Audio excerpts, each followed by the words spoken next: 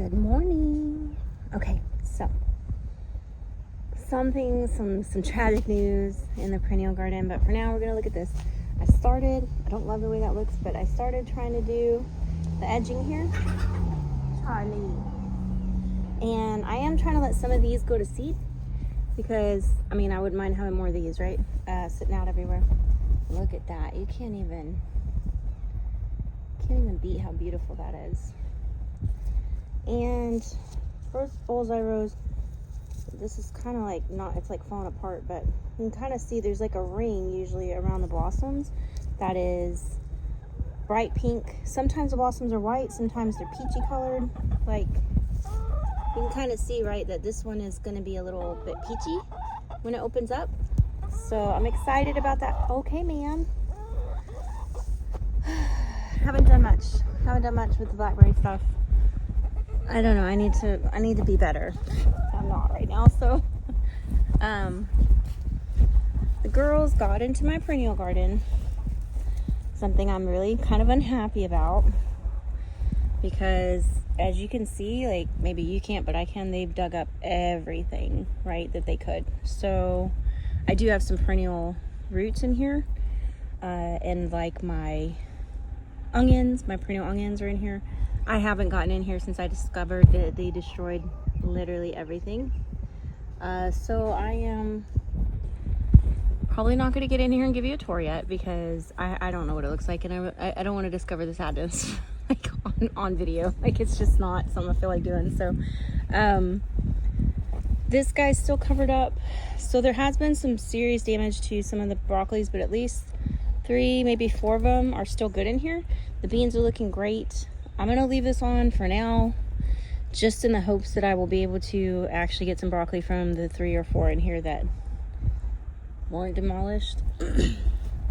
Okay, the bees aren't out yet. So I did come and put some of the snapdragons that I bought in this, because this is really a bed for the bees, right? This is supposed to be a flower bed. There are no crops being grown here. I trimmed back some stuff. The Veronica is looking nice. I trimmed back one of my Rebecca's that's over there. I did put this is a culinary sage, but if you've ever seen a culinary sage when it's been in a happy place, it will go and make these beautiful blue flowers. So I'm hoping it will get into a nice big bush and make beautiful flowers.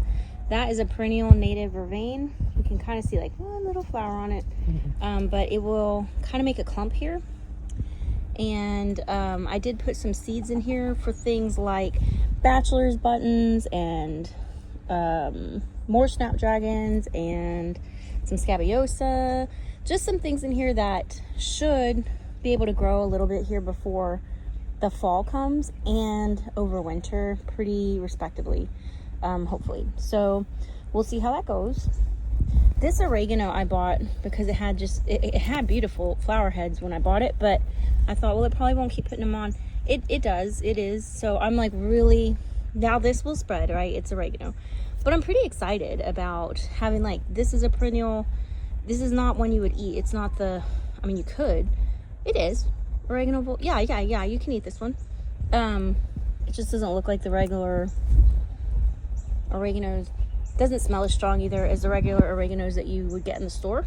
And like that sage is culinary, but again, I really like perennial herbs that put up beautiful flowers, and these do. So I'm pretty happy about that.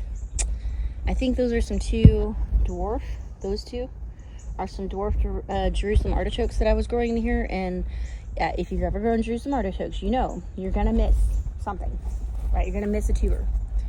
Okay, so everything looks okay over here. The sedums are flowering still. This plum has lost a lot of its leaves just in the heat, and really seems to have just dropped most of them right now. I took out the ground cherry that was growing here and put in, I don't know if they'll last over the winter, but this is a supposedly a pink flowering, what's it called? Cotton leaf passion fruit vine. And also I planted, you can see the leftovers, right? I planted some garlics in here. These are actually onions that were planted in here earlier this spring that are just kind of coming back now that it's cooled off. And I don't have any idea what that little sprout is, but the garlics I planted here were Not a named garlic, it's just one I was growing in my yard. They make really big, pretty cloves with really dark purple internal, you know, the outside's white, but inside it's nice, pretty purple paper over the skins, over the cloves. But anyway, 1, 2, 3 of these. I think it's Passiflora incarnata, maybe. No, that's not it. That's the purple one. Anyway, we'll see. Fuetita, that's the one, Fuetita. So we'll see if this will grow up, right? Because the whole purpose of this big, and Hubs has got to reinforce this part, but the whole purpose of this was to try and keep the sun down a bit here because it gets really hot in the summer. And the passion fruit vine wouldn't really take off and cover this whole thing until about midsummer. So in the spring, everything get plenty of sun, and when it's really hot, it won't, and then in the fall, it'll die back. Now, these are more frost sensitive than the incarnata. I know incarnata will come back. Look at this monster. Wow, come here, girls. Oh my gosh, dude, you know what? Dude, come here. I don't know why I'm clicking at you guys like you're the dog, but look what I found. Look. Ha! She got it. Go for it, girl. Go for it. There you go. That's what I keep you guys around for. All right. How about guys? Anyway, I really want to take off the cover here so that these zucchinis can get more sun. I am going to take, I hate to do it, but I'm going to take down the jalapeno today and these basils, because I think that's why these zucchinis are not just going gangbusters, because they're just not getting enough sunlight. I could take the cover off, but the squash vine borer is still prevalent and I don't feel comfy doing that, so I'm not going to. You can kind of see some of my seeds that I planted. The rows got a little jacked up because I planted this afterwards, but this should be Swiss chard and some cabbages and some spinach. Starts with an S, right? Anyway, so those should be going in here. I'm really excited. So for sure, Swiss chard, for sure spinach. Trying to remember what kind of brassica family thing I planted here. I wonder if it was just the komatsuna, because I really like that. That may be what I planted here. I have harvested beans once already, but you can see like here. More beans to harvest. It looks sad over here. It looks really sad.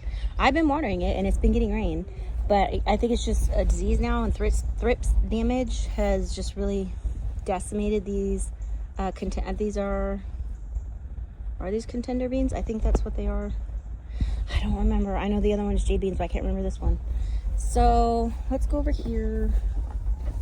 This is my leaf holding trash can when I get shredded leaves in the fall. Look at this. Look at this. This is like the best alternative to cilantro I've ever found.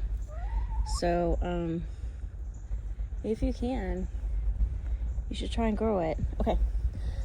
You can also see, right, my rows are coming up. This is all greens of some kind.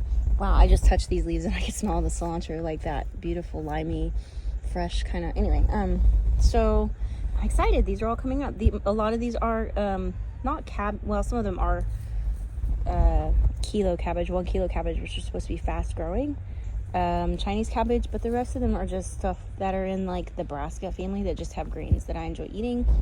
The sweet potato has climbed up the fence. I think it's actually gone through to my neighbor's fence, unfortunately. Yeah, it's not October yet. We probably will not dig these up until October. They're probably ready, to be honest, but I just don't feel like doing it. And I get so disappointed every year with sweet potatoes the last 3 years that I'm like, I'm gonna let it go as long as I can. I am letting this grow. I haven't taken this up, down yet, and it's clearly like leaned over that way growing. But I just keep hoping I'm gonna get some actual ground cherries. We'll see. I'm not holding my breath, but I am hopeful.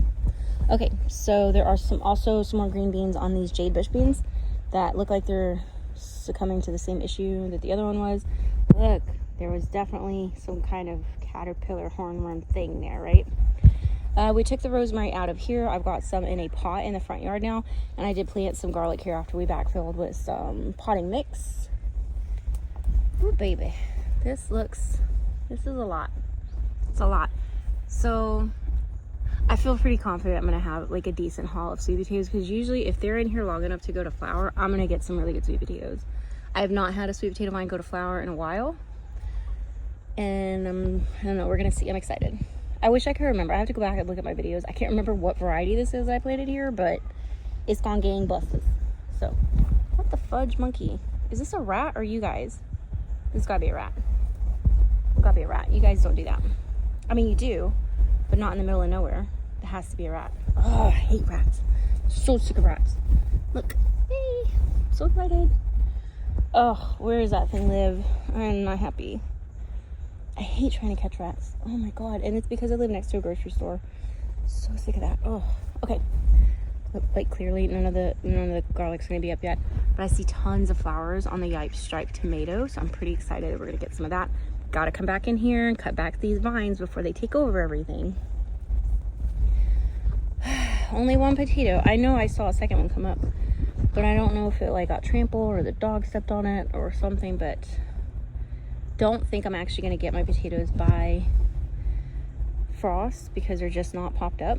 But I kind of wanted to experiment with like, if I leave potatoes over winter, will they come up and be good? So that may be what this experiment is. I was gonna do it in another bed with some leftover potatoes that I have, but I think we might just do it with these ones. We'll see. Dude, I cannot say enough beautiful things about Pip's Golden Honey. That's got a worm in it. That's got a worm in it. Yeah, it's just beautiful. Purple flowers, purple peppers that turn this beautiful golden orange, and then 2 red. I don't eat them when they're red. I usually eat them when they're orange. But anyway, there's a lot of eggplant flowers, even on this cutback. Eggplants. So I'm really hopeful I'm gonna get some. I am really not thrilled about seeing this. Okay, let's go over here. Loofah vine is on its way out because I cut the base, so it should just be like letting these ones dry up. But I have, hi Bubba. Hey Wiz, I see your eyeballs. Anyway, lots of new flowers coming out, right, on the tomatoes, so I'm kind of hopeful we'll get another flush of good tomatoes out of these plants. So I'm leaving them up. Hey guys, I know, I hear you. Say hello. Hello. Okay, and let's see, I don't have a lily coming up yet, but the shade garden, it looks okay. There's some stuff that's coming back and hanging on, but I did lose like my bluebells, which I was kind of excited about because the chickens came and scratched them all up. But the obedient plant with some support, right? I've never owned an obedient plant. I knew better than to put it in the ground because it will spread a lot, and it needs a really moist environment, which I cannot provide anywhere except in these ponds, like all year round, right? So the cardinal flower, cool. I think this one might put on like a new flower before the end of the fall. But yeah, I'm actually really happy with the way this pond has turned out. So I'm not happy about this. I don't want to have to fence off my